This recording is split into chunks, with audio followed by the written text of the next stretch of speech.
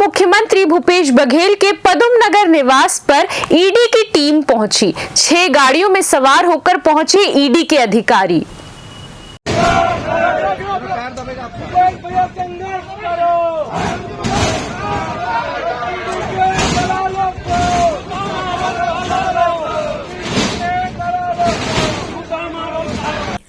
आपको बता दें कि भूपेश बघेल के सुपुत्र चैतन्य बघेल का जन्मदिन था। सुबह 5 बजे के करीब ईडी के अधिकारी सीआरपीएफ के जवानों के साथ पदम नगर भिलाई 3 निवास पर दबिश दी। भूपेश बघेल ने सुबह सुबह ट्वीट किया है कि आज विधानसभा का अंतिम दिन है। मैं अदानी के खिलाफ मामला उठाने वाला था, इसीलिए टीम को मेरे घर पर भेज दिया गया है। कुछ दिन पहले प्रवर्तन निदेशालय ने शराब घोटाले के मामले में बघेल के आवास पर छापे मारे थे।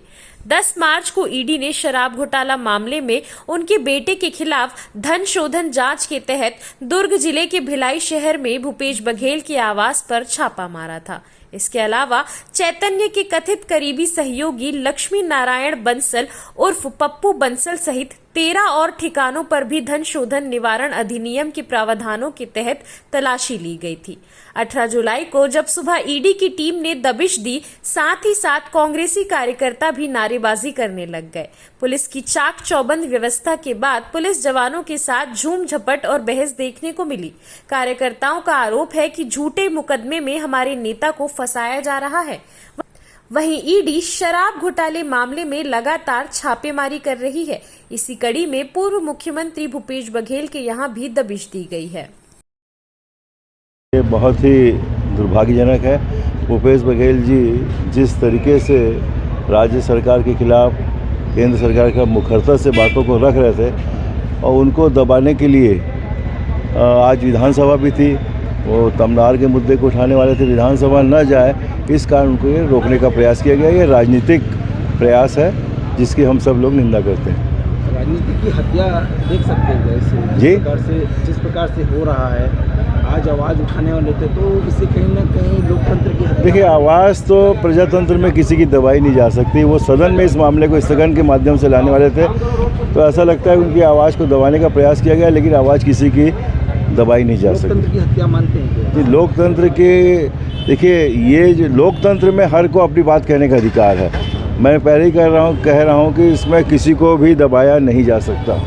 नहीं तो ये सवाल आपको ईडी से पूछना चाहिए, सीबीआई से पूछना चाहिए कि बार बार छापेमारी से क्या मतलब है और क्या मिल रहा है, ये बता भी नहीं रहे हैं। कुछ मिल रहा है तो जाहिर भी करें, क्योंकि बाकी जगह जब छापे मारते हैं तो प्रेस रिलीज़ करके बताते हैं ना कि इस घर से ये मिला हमको। तो क्या मिला आपको? आप जितनी संपत्तियां हैं, जो पुश्तैनी संपत्तियां हैं, उनके कागजात ले जा रहे हैं आप। कोई ऐसी चीज़ मिली जिससे आपको लगता हो कि ये जितना आप आरोप लगा रहे हैं उनसे संबंधित कोई दस्तावेज मिला हो, उनसे संबंधित कोई धनराशि मिली हो, कहीं निवेश के सबूत मिले हों, तो आप जाहिर कीजिए।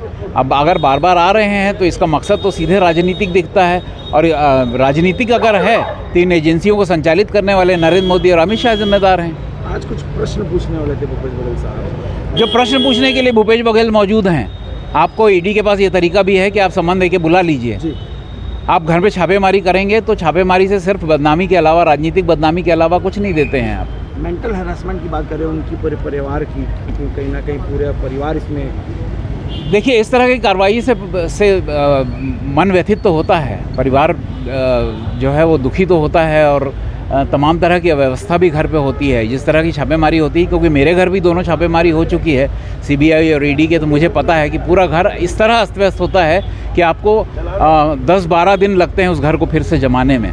पर उससे बड़ी बात यह है कि आप राजनीतिक रूप से बदनाम करने की साजिश कर रहे हैं। आपने कहा कि ईडी दफ्तर बुला सकते थे, तो कहीं ना कहीं अगर आपको बयान लेना है तो आप बुला सकते थे। आपको बार बार छापेमारी करने की क्या जरूरत है? एक घर में 5 बार छापेमारी करेंगे तो कौन से नए दस्तावेज मिल जाएंगे? संविधान, लोकतंत्र क्या कहना चाहिए, दोनों का फॉलो हो रहा है? नहीं, क्या लोकतंत्र की सारी संस्थाएं जो, चाहे वो जांच एजेंसियां हो, ईडी हो, सीबीआई हो, या DIR हो, जो भी एजेंसी है, सबका दुरुपयोग किया जा रहा है, राजनीतिक इस्तेमाल किया जा रहा है। और इसलिए किया जा रहा है क्योंकि आप विपक्ष में हैं और उनके खिलाफ लड़ रहे हैं। आप तमनार में अगर अडानी जंगल काट रहा है तो आप वहाँ जा रहे हैं, या उनकी दिक्कत भाजपा को है। अगर विधानसभा में सरकार के मंत्री सवाल पूछते हैं और उसमें सरकार ही घिर जाती है तो ये भी राजनीतिक मामला है और इसमें भी दिक्कत है। किसको दिक्कत है? भाजपा को दिक्कत है।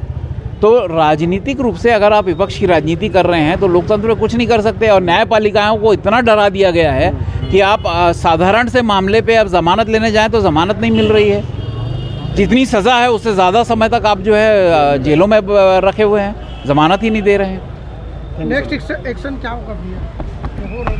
अभी भूपेश बघेल जी विधानसभा जाएंगे, ऐसा उन्होंने कहा है कि वो विधानसभा जाएंगे। और राजनीतिक लड़ाई अगर है तो राजनीति पे लड़ी जाएगी, सड़क पे लड़ाएगी कांग्रेस।